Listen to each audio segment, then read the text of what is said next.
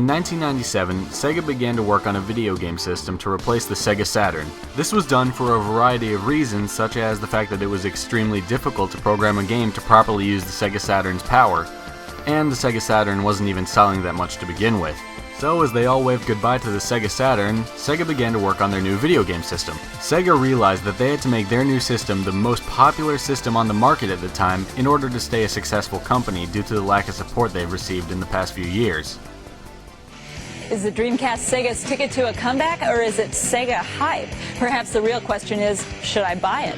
Sega's system became known as the Sega Dreamcast. It was released in late 1998 in Japan to a mostly lukewarm reception and was released in September 1999 here in the United States. Make me hurt. Some of the US launch titles for the Dreamcast included House of the Dead 2, Hydro Thunder, Marvel vs. Capcom, NFL 2K, Power Stone, Ready to Rumble Boxing, Sonic Adventure, Soul Calibur, and Tokyo Extreme Racer, and each of the games I just listed were extremely popular games and are still beloved by thousands of people to this day.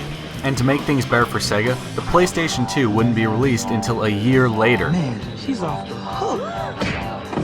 So, why'd the Dreamcast fail, a lot of you might be asking? It had a lot of awesome games ready from launch, had a lot more awesome games come out in the later years, not to mention it was the first system with a built-in modem on it, a built-in online service known as SegaNet, and even a memory card known as the VMU that was basically a portable system itself.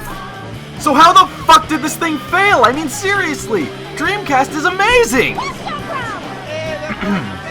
Sorry about that. Well, there was a lot of things that led to the Dreamcast failing, such as, like I said earlier, the PlayStation 2. Yeah, it was released a year later, but Sony had built up an extreme following due to the success of the PlayStation, and some people were willing to wait more than a year until they could get their next-gen system because they loved the experience Sony gave them. And this really hurt Sega. Another thing, and probably the main reason the Dreamcast failed, is because of the way Sega treated their fans. The people that bought the Sega systems, the people that loved Sega. Sega had a long history of constantly releasing systems, literally back to back, telling people about their new system months after their previous system had just launched, and it pissed off consumers. I mean, seriously, how would you like it if your favorite video game developer went up to you one day and said, "Oh yes, the Sega CD is the future of gaming." "Oh, okay, black guy in my TV, I'll go buy a Sega CD." "No, just kidding, the 32X is where it's at." "Okay, I guess I can go buy a 32X." "Sega Saturn, the system of tomorrow." "Okay, I'll take your word on it." "Oh, don't you worry about it, Dreamcast is here." "Oh, fuck this! There is no way I'm going to buy a Sega Dreamcast now. No! Just no!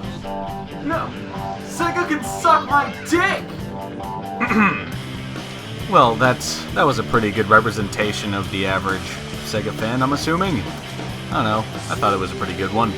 But yeah, the Sega Dreamcast, it failed, yet it's a really awesome system, and I recently bought one, totally happy with it. Me screaming back there was representing the solemn majority, because I'm a Sega fanboy, and I'm not afraid to say it, I'm a Sega fanboy. So anyway, if you guys have a system you want me to talk about and scream about, I'll be more than I would be so happy to do that. I love screaming. Like, I'm thinking if I do a Super Nintendo one, I could start screaming like Super Nintendo is what Genesis isn't, even though I love the Genesis. So if you have a system you want me to cover, do tell me in the comments, guys. Peace.